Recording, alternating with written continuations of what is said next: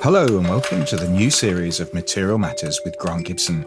The show is nearly 5 years old now. However, for listeners who might be new to all this, the idea is I speak to a designer, maker, artist or architect about a material or technique with which they're intrinsically linked and discover how it changed their lives and careers.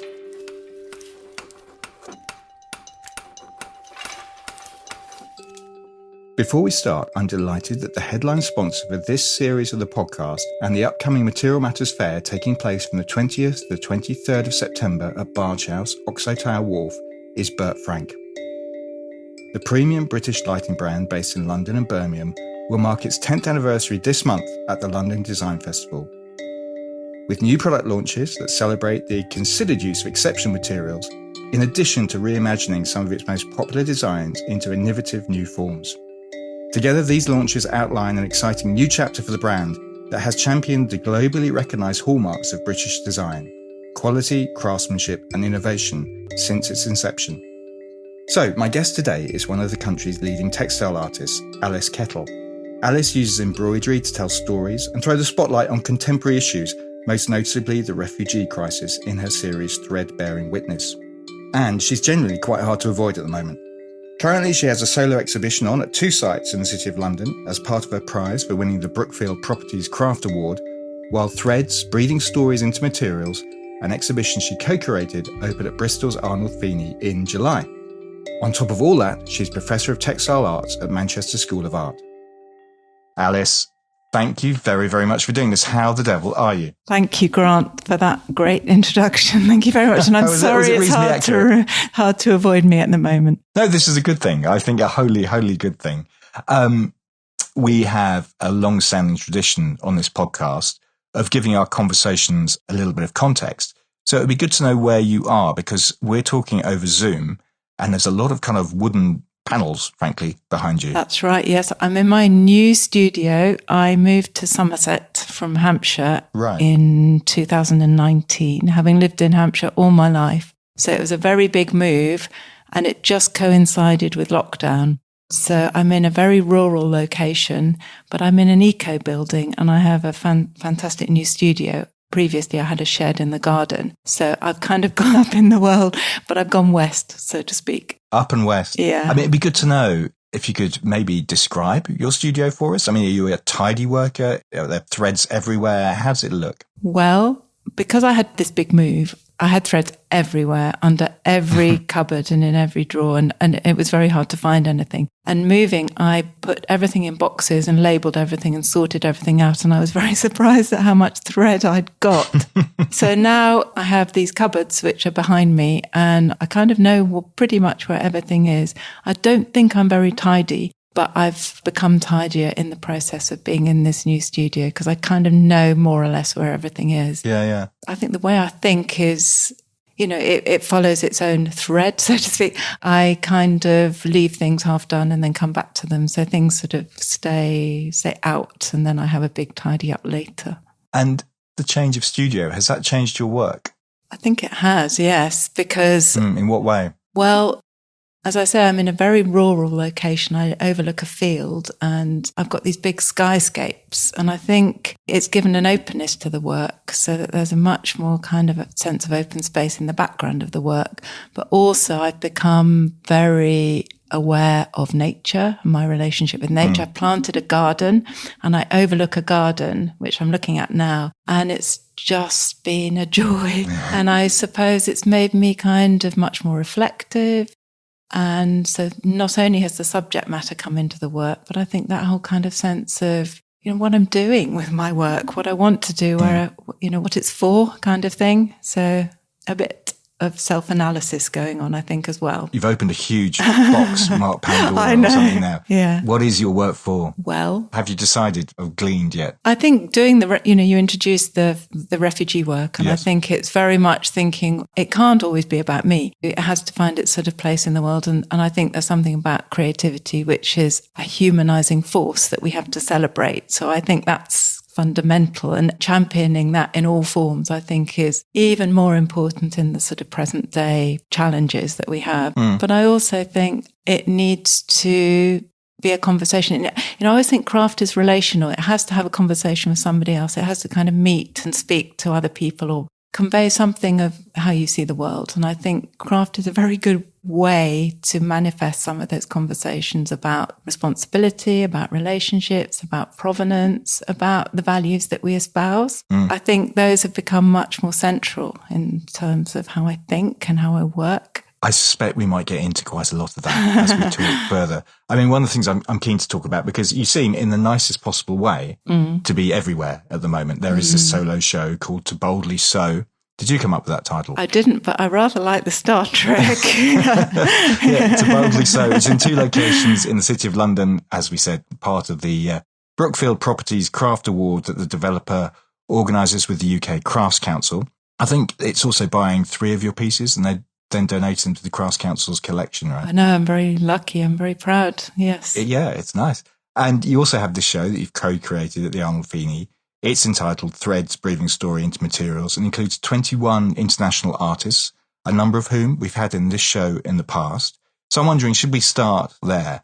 How did the show come about in the first place? I was approached by the Arnolfini, the director Gary Topp, who is a remarkable, is a real kind of champion of material practice, and the lead exhibition curator Gemma Brace. They asked me to come in on what they were already proposing, which was a textile show, because they felt they needed someone who was immersed in that as in their own practice. So I came in on that original conception, and it grew from there. So it's been about 2 years in the making, and we had to decide what we wanted to do.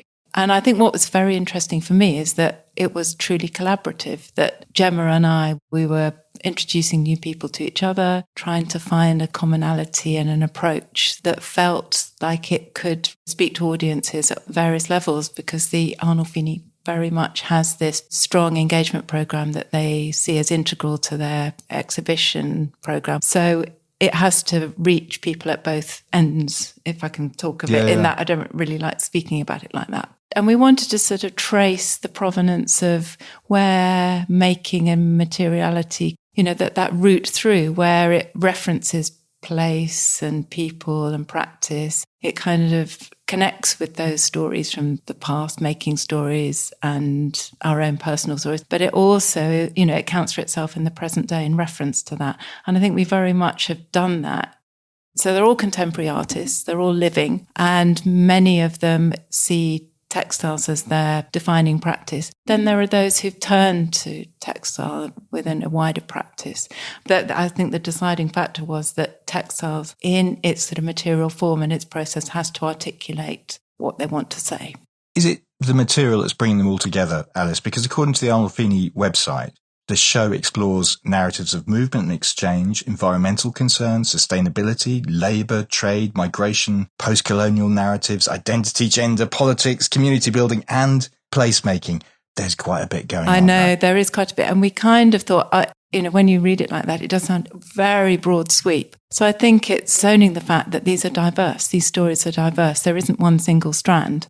It's about storytelling. And of course, the range of stories are very broad. So we have those who are talking about migration. We've got Yinka Shonibar. So in the textile fabric itself, he's using the textiles to address stories of migration. So yes, in a way, we could have focused it and had a much more narrow subject. But I think in terms of storytelling, we wanted to have those who were emphatically using textiles to tell their own stories in these various ways. So we did have lots of conversations about how do we pull this together more tightly? But actually, the richness, I think, is in the variety. And again, saying this is about the breadth. But what they're all saying is they're rooting the narrative in the provenance and the kind of use of textiles, and they're using it to retell the story in the present, if I can articulate it like that. I loved your use of the word emphatically using textiles. Does that mean there are people who don't use textiles emphatically? Oh. I mean, I'm wondering if I should name names, but I know that Grayson Perry's done tapestries that have received some criticism from people within the textile world. In a way, that's a very big discussion because, of course, there are those who've dedicated their lives to textiles. And I think I'm championing those who see textiles as their emphatic form. As their medium, yeah. Yes, exactly. And to understand the kind of deep articulation of how textiles carries with it its associative meanings, and both in its kind of practice and its materiality. And I suppose to some extent you could say there are those who perhaps have less understanding of that, but they're using textiles. And maybe that's where my voice has come into this, where I'm working with a curator who has a slightly different lens. But I do think we had lots of discussions about who should be included and who should be excluded. And we genuinely feel that all of those who are included use textiles as a way to, they couldn't have told their story in any other way. They have a deep understanding of what the resonance of that material is. And one of the questions that has come up is how textiles, in a way, has got a prominence. It's kind of emerged into, a much more kind of powerfully acknowledged medium in the artistic field, I suppose. I would contest that because I would say it's always been there. There are those of us who've always worked in this field. So I think it's a debate we could spend all podcast on. We could spend all podcast on, yeah. I get the sense I've been told to move along here, Grant. Well, no, I'm happy to carry on talking about it. Yeah, so I think the selection is, I am coming in as a collaborator in this curated exhibition, and it has a broad sweep. But there are also things going on outside the walls of the Arnolfini, aren't there? Yes. There's a chance for visitors to look into Bristol's history with textile. Absolutely. And that's very much acknowledging that you can't dissociate the practice of textiles with its history, with its sense of place. But again, looking at it through the lens of the contemporary moment, so saying that we can signpost and acknowledge all of these histories. So we have a memory map. We have locations that you can access and visit, and there are exhibitions in the museum and other places which have that history, the record of the history there. And then we've got audio voices as well within that memory map. So we've got little QR codes. And then we've got kind of contemporary, where there is the previous cotton factory, now that's occupied with contemporary practitioners who are working in, so Bristol weavers, etc. So we're trying to sort of show that there is this link, it's linked through to the present. And there's also an accompanying exhibition showcasing the work of refugee women who came to the Arnolfini's Women's Craft Club and the Bristol-based charity Bridges for Communities Stitching Together. So why are textiles, why is embroidery important for these people? How does it bring them together? I think it's a way that it transcends language. You don't need, it's a sort of non-textual way of kind of coming together as a community. And it's a non-threatening way of working. So they have a very established program in the Craft Club of working with refugees. So we linked up with Bridges to Communities through because we knew that threads was coming up, and put a lot more focus on the stitching. Not that they haven't previously done that, but with a view to it being included in the exhibition. That has been a really positive contribution. And the Friday Club, the Craft Club continues. And Celia Pym, for example, is exhibiting in the exhibition, and she's working with the Craft Club every Friday through August as well. So I think it's showing how there are these crossovers, that it's not just about exhibiting, it's about this kind of engaged practice that goes out into communities and creates connections and allows us to tell our stories with each other beyond the walls of the art gallery. Yeah. No, absolutely. And you have a piece that's based around the refugee crisis at Arnolfini entitled Ground. And there's another from the same series called Sea at the Brookfield sites back in London. They both come from a collection called Threadbearing Witness. And it's a collection of these are pieces that seem to have become incredibly important to your practice. Why take the refugee crisis as a subject matter for your work? Well, those two pieces are part of a triptych, which were the sort of centerpieces of Threadbearing Witness, which have many other works within it. It's a kind of a big project, and it continues. Because it started in 2017. It started in right? 2017, yes. So there's Ground, Sea and Sky, which were the sort of core pieces, which were kind of universal sites that we all inhabit as part of these, a shared world. There were various other projects and activities that connected with that. And really, it was coming back to what we were talking about at the beginning, which is saying, actually, why am I doing this? What's this for? And I have 3 daughters, and one of them in particular has been very active, and she still works in migration. And as a 23-year-old, she gave off a very good job to go to Dunkirk and set up a charity. And so was very immersed in the whole refugee support. And it was a period when people displacement proliferated. Of course, it's always gone on. And I felt, how could I not acknowledge and play a part in this? And of course, textiles and my work is the way that I feel I can articulate some way of demonstrating that I care.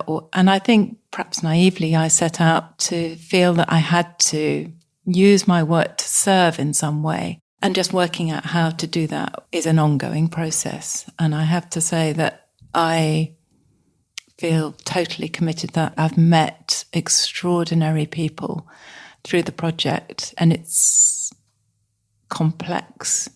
It's very challenging. And it's very, it's not easy to say, this is somebody else's story and where is my place in that? What exactly am I doing and how can I do it in a meaningful, positive way? And that endures, that continues to be a question.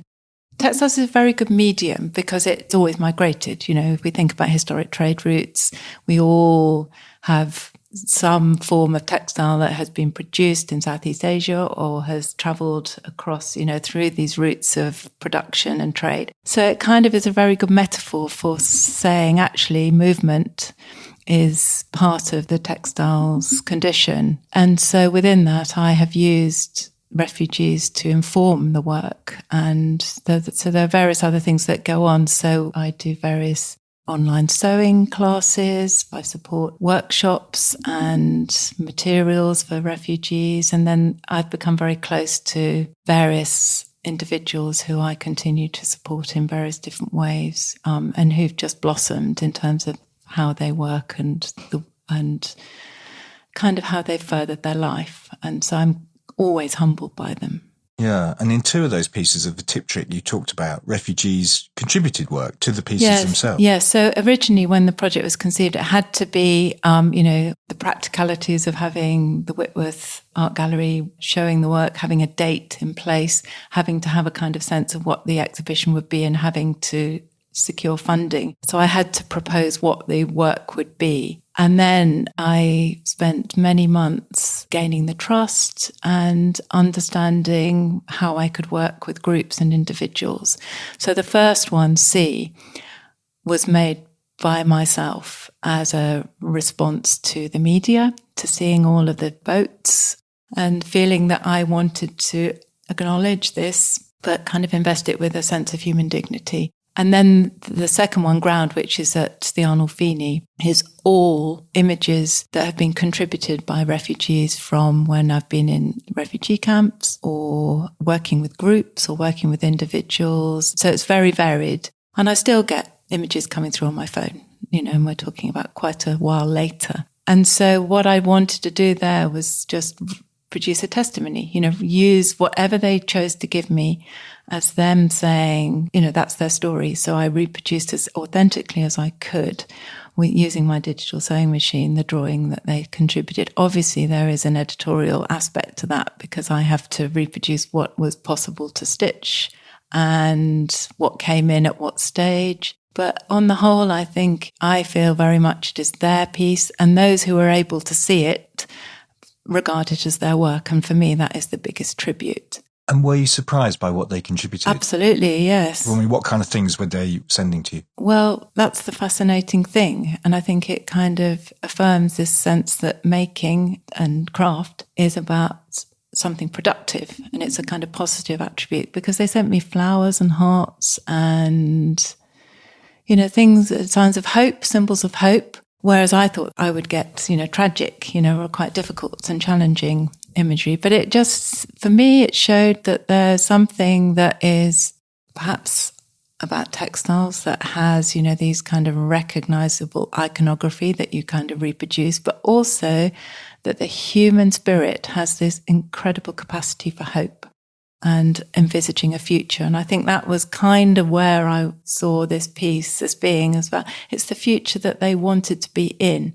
rather than looking backwards at the future that they had left. But of course, it has something of their cultural identity in that place of origin. And there is a humanising element to this work, isn't there? I mean, because people tend to lump refugees together as a group. They're very individuals with individual stories and everything else. Was that something you were keen to draw out? Absolutely, because obviously I've been, I had to do lots of training and safeguarding, and my daughter is, very immersed in refugee narratives and work. It's very easy to think of them as a generic group, but they're not.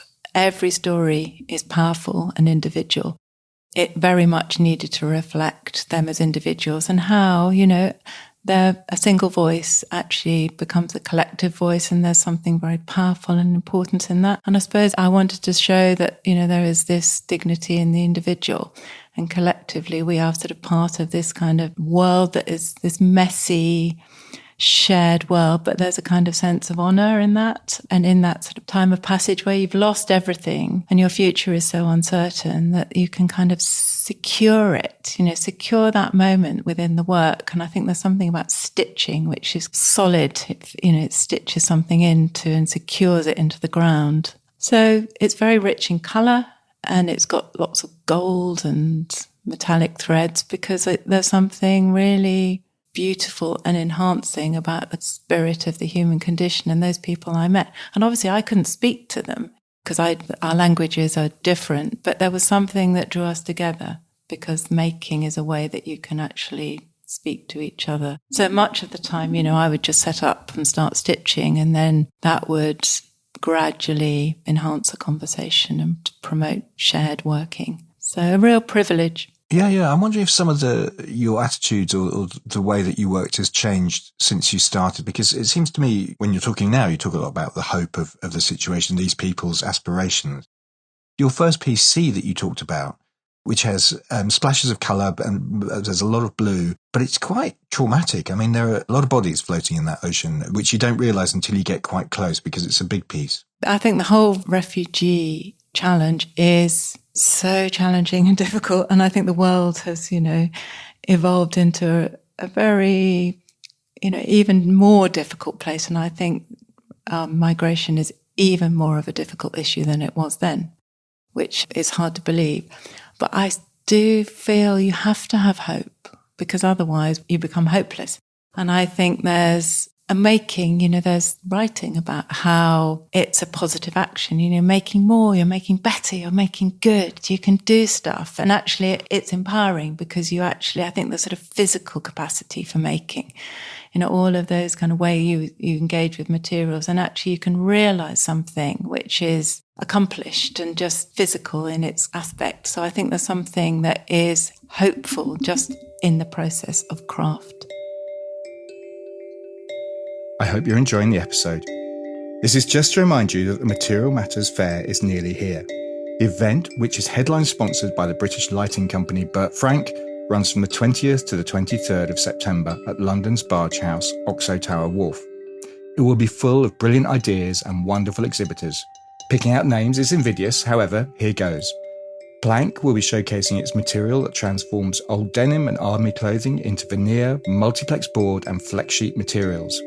Jan Newman repurposes discarded lenses from the eyewear industry to create a new material for his products, while Hydro will be displaying the untapped potential of recycled aluminium. Meanwhile, the likes of Biomatters, Silk Lab, Mycelium Lab and Material Magic will be illustrating how design can work with nature.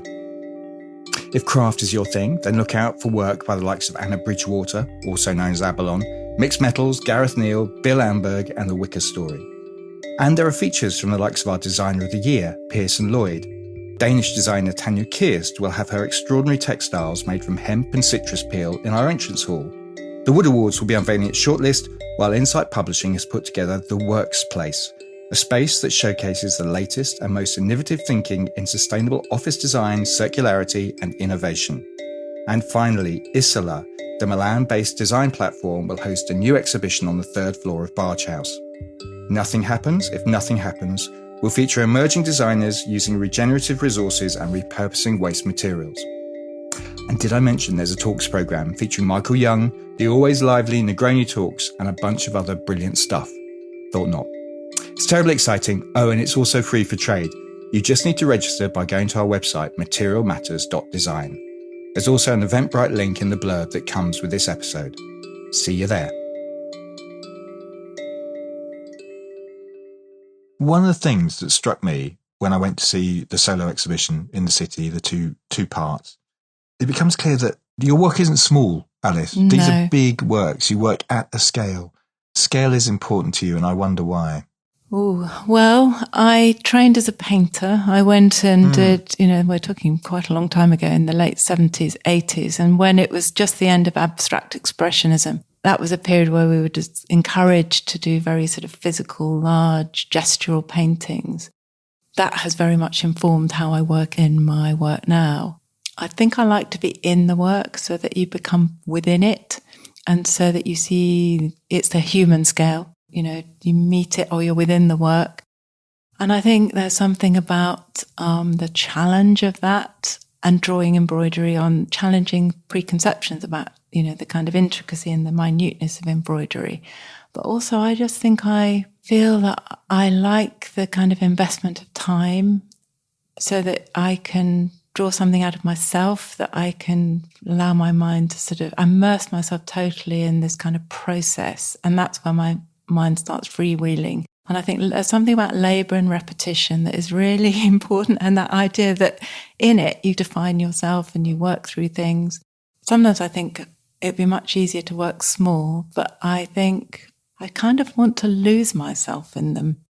When an actor, they take on a personality, or they take on another person and they hide behind the mask. I think there's something about that where you don't feel very confident about life in general, or you feel kind of challenged or at odds with it. And so you can kind of sort it out in your work and be in the work and tell the story of your life, or how you want life to be in the work. And if I do that on a human scale, I can be within it. I'm quite interested in this notion of immersion, because they're often figures. Your work is quite figurative. There are usually people in your work. Is that you? Are they based on you, those people? I think they originally were. As I say, when I did abstract expressionism, clearly that was not referencing anything from the real world. And I started to work figuratively, which was very at odds with that time. And it was very difficult because nobody else was doing that at that period. I lost my mother, and I felt I needed to kind of find a way of resolving that. And so I started doing figures, and really that's carried on ever since. And I think it's partly trying to struggle with my own psyche, or kind of understand something of my own self. Then the narrative sort of comes stronger and stronger through the work. So they're not always myself, and they're not representing myself. They're just a sense of being, a sense of being in a space, being in a certain thought process, referencing something I've read or thought about, or someone I've met. So very often they're portraits of other people. I sometimes talk about them as portraits, but they're not portraits per se. They're not kind of representational. They're kind of portraits of a sort of sense of someone. People often come in groups of 3. Now, you have 3 daughters, and I believe that you have 2 sisters. So yes. This is a personal response as well? Yes, that's true. Yes. So I am one of 3 sisters, and I think there's something very symbolic. I like symbolism.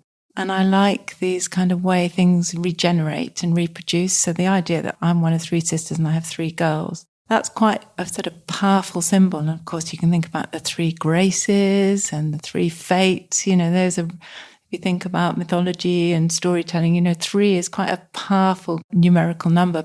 And I believe that the girls can change the world, through this thread. That's how I see the world.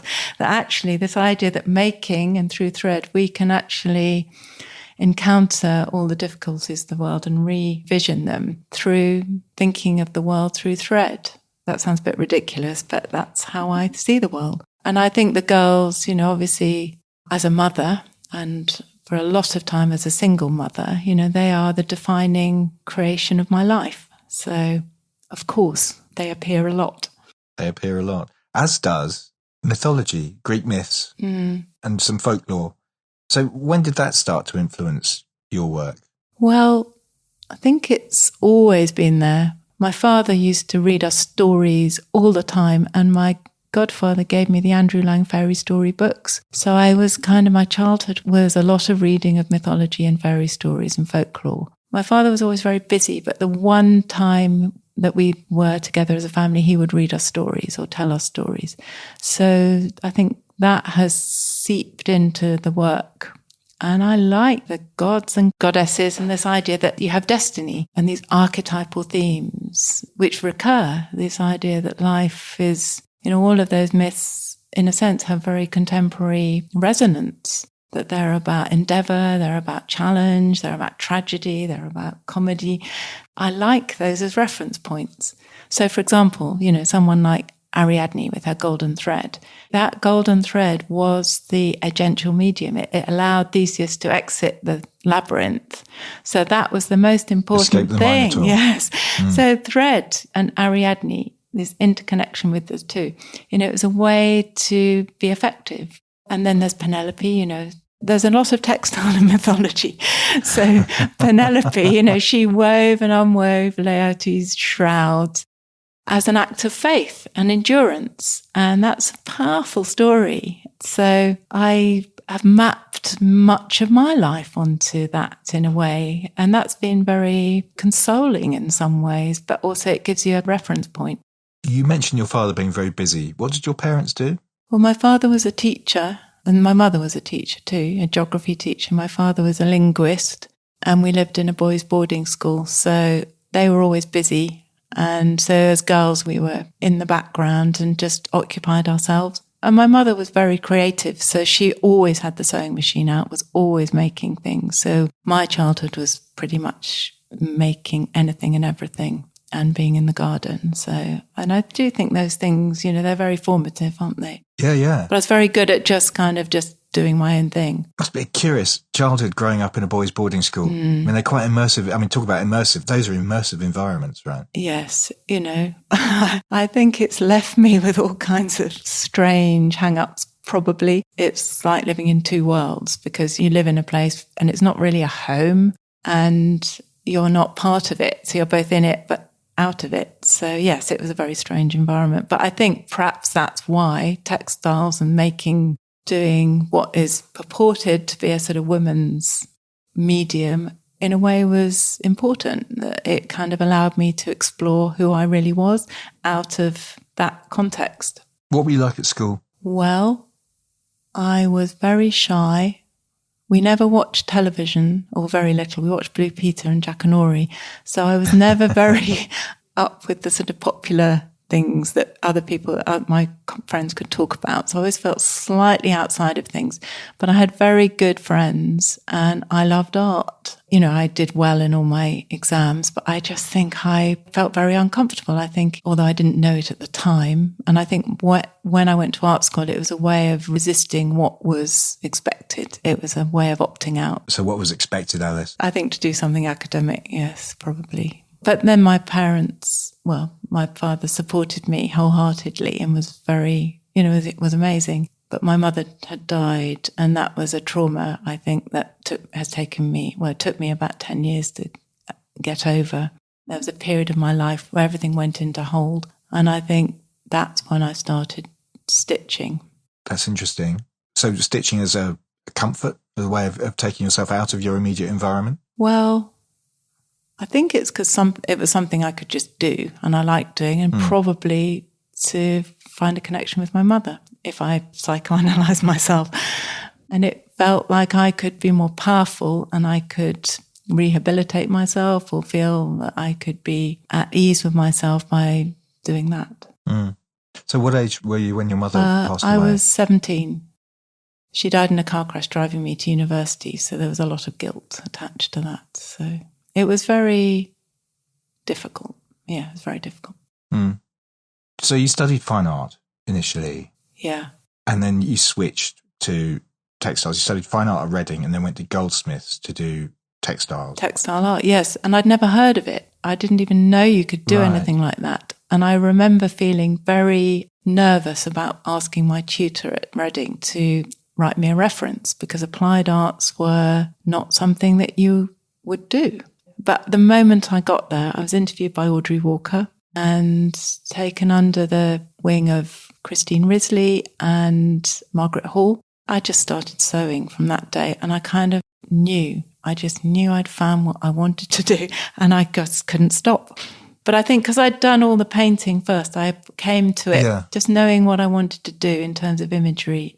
And it just was working out how to do that. Was there a moment where you thought to yourself, can you remember? I mean, obviously this is tied in with your mother's death, I guess, but where you thought, I'm not a fine artist. I want to stitch. I want to be an applied artist in that sense. I don't think I ever made the distinction. I just thought I just want to use this medium in the way I want to use it. And I think that's been a kind of enduring issue that I kind of feel I never really fit in either world. If you can distinguish between them, I think they cross over. I do think there's something really important about understanding about skill, of having deep material knowledge and an understanding of material process. And I've made it my business to acquire that, but also kind of adapt and challenge that. So because I use a machine all the time, the mechanical process imposes itself upon you. So because I'd been painting, everything I do is about finding ways to make this have energy and dynamic force and expression. It's kind of as simple as that, really. Yeah. I mean, I'm interested, when you made the step and you went to Goldsmiths, did you have much to show them? I mean, presumably you've been painting for the past 3 years. Well, I had a year in between and I joined a City and Guilds class. I can't quite remember what it was. I think it was fashion or something. And then I read Constance Howard's book of embroidery and I worked my way through it. And I had maybe 2 very small embroideries to show them, but it was mainly painting. So to be honest, I was very surprised that they took me on, but they were very positive about my application. I remember my interview to this day, actually. I can remember the room. I can remember what I was wearing. I can remember how that Audrey came in late, but they were very encouraging and they offered me a place there and then. So I knew I'd found where I wanted to be. And who were your influences at that point? Well, that's a good question. Well, I'm trying to think. Well, I think when I'd moved into textiles, I thought, actually, there's something about pattern that I want to kind of explore. So things were very geometric and pattern-based, which I hadn't really done before. I remember looking at Victor Passmore, Ivan Hitchens.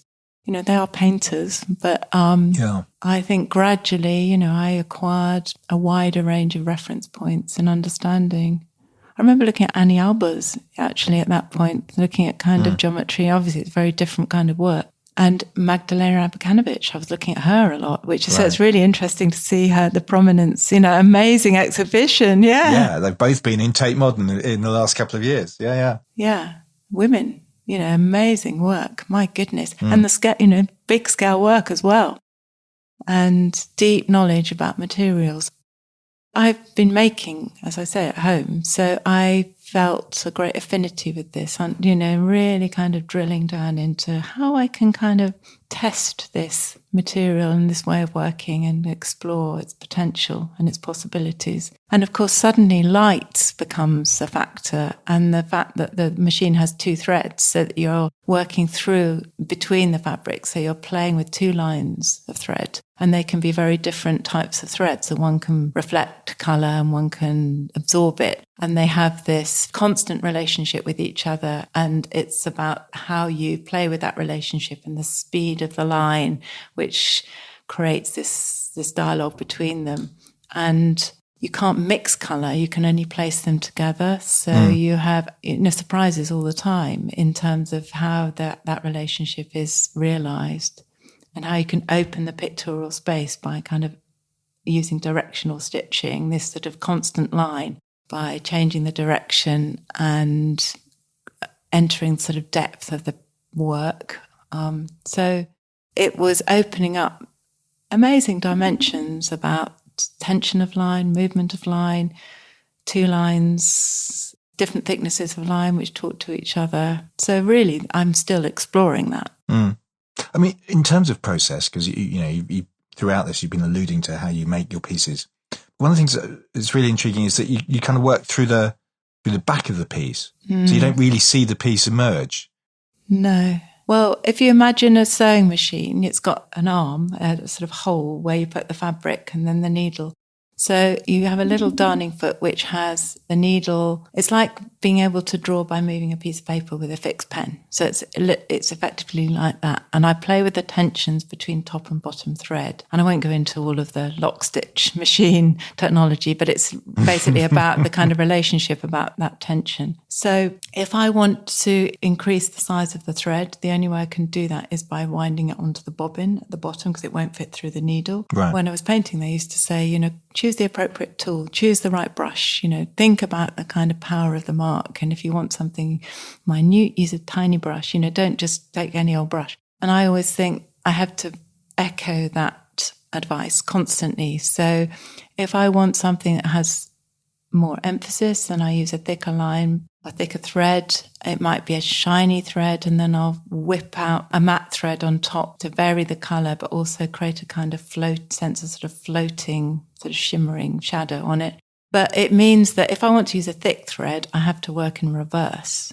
And so a lot of the drawing and the figurative stuff is all done in that way. So, and if it's a big piece, it's sort of bunched up under this small arm of the sewing machine. So I can only really see what's in front of me. The bit that you're working on at that time. And in reverse. And also, I can't really see what's on the other side. So I have wonderful surprises and horrifying mistakes. So a lot of it is very unpredictable. And so some of it is a bit odd.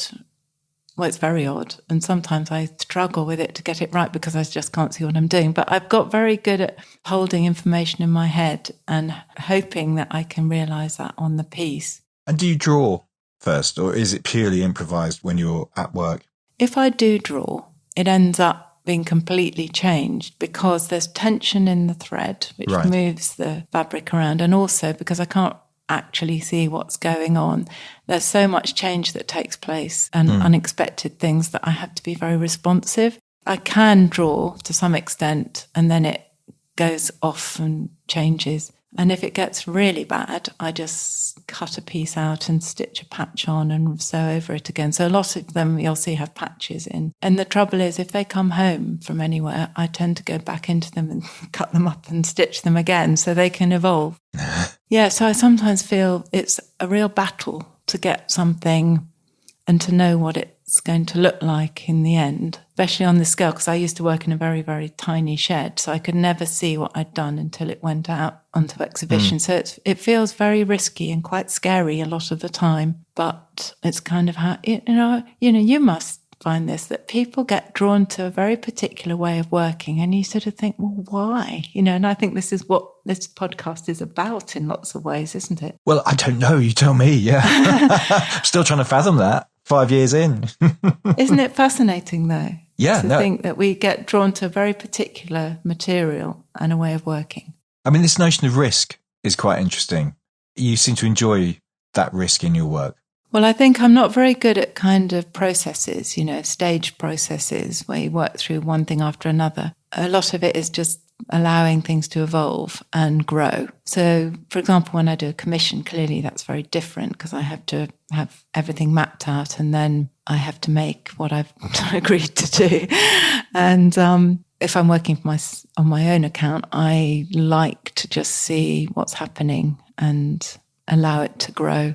That can be a very traumatic process. I'm not saying it's a good process all the time, but it just suits me. So actually bringing back the question about how am I tidy? I think I'm tidy within a context, but I have to allow things to just kind of take their own course. I'm not very tidy. Has technology changed the way that you work? Absolutely. I mean, you're interested in digital technology, right? Well, yes. So I mentioned about doing the thread-bearing witness piece where I wanted to be very close to the drawings of the refugees so that I could reproduce them with their handprint, with every kind of nuance of design. And so, yes, I have a 12-needle digital embroidery machine. And what that means is that I can do a drawing, I can scan it in, I can then prepare the stitches, put the stitches into it.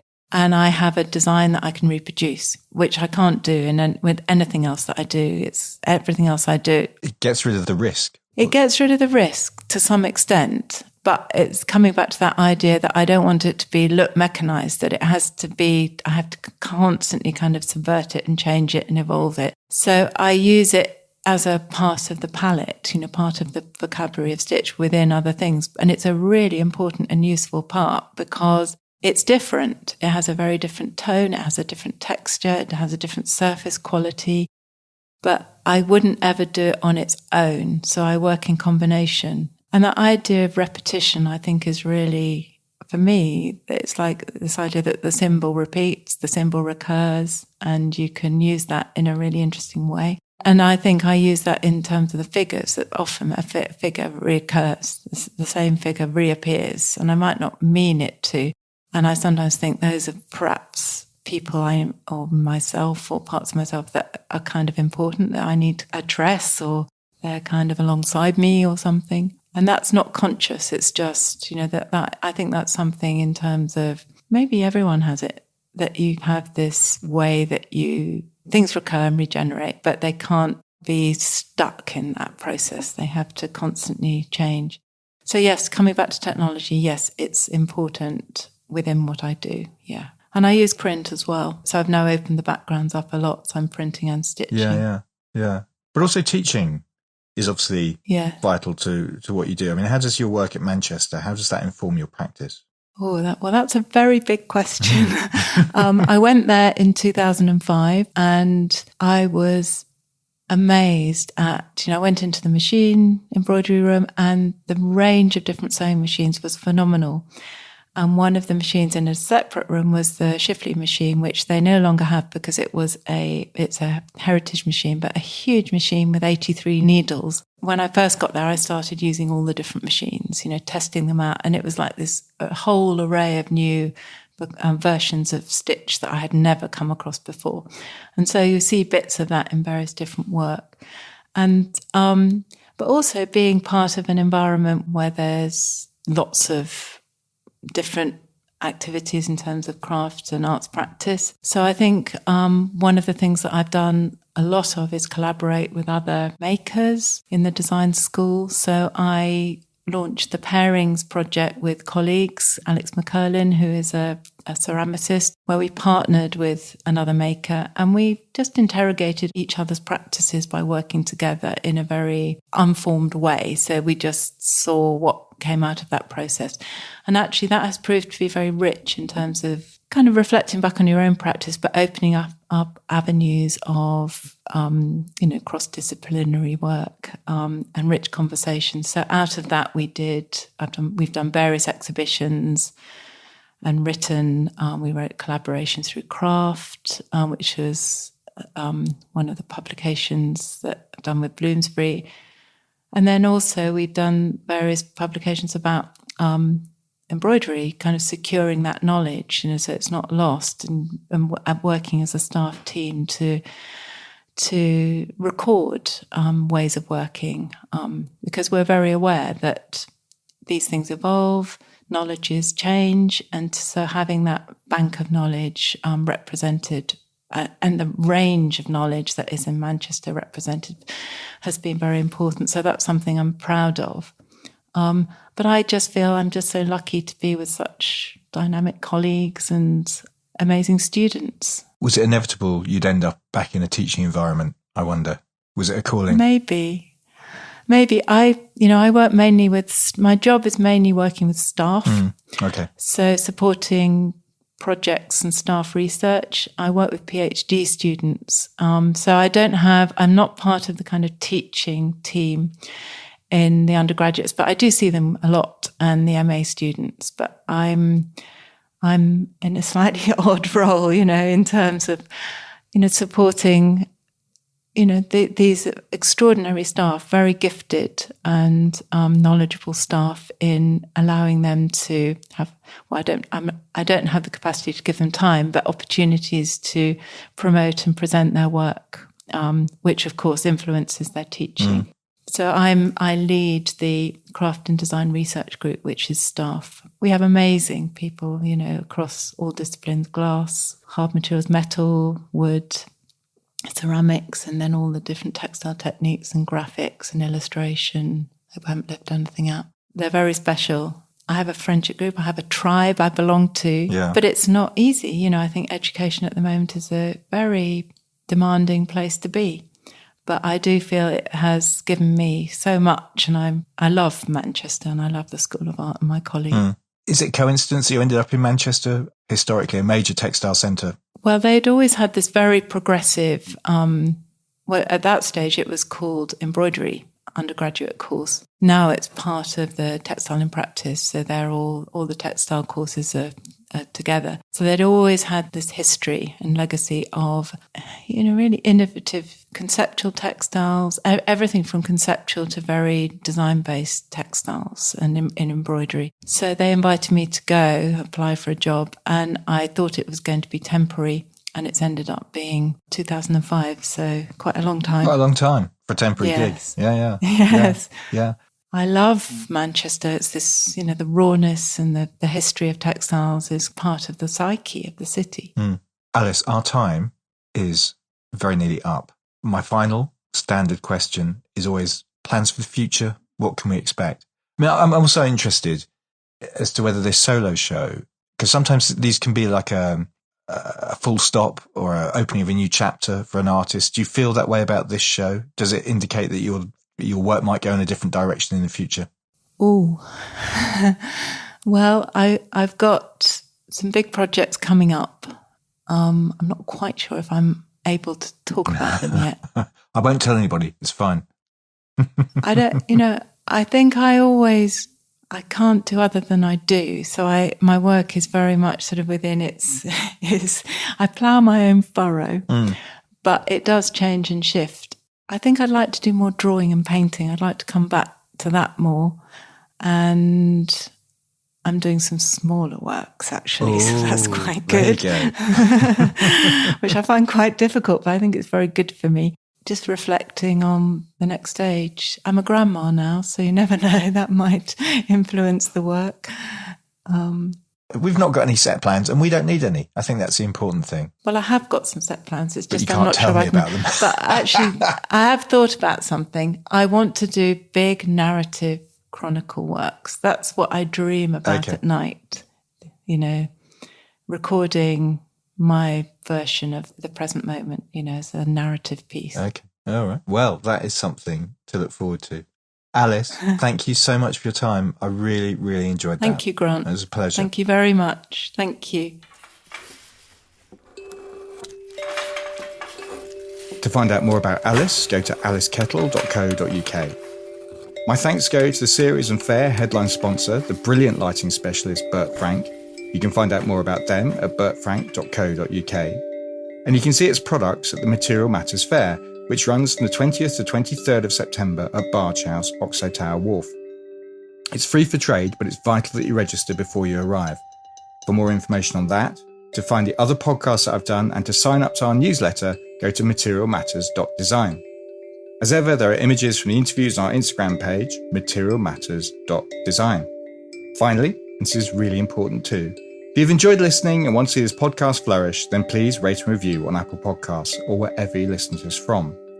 And it would make me incredibly happy if you went to my Patreon page and made a pledge at patreon.com/Material Matters. For as little as £2.50 a month, you can receive an invite to the private view of the Material Matters Fair, as well as getting access to each episode before it's published to the wider world.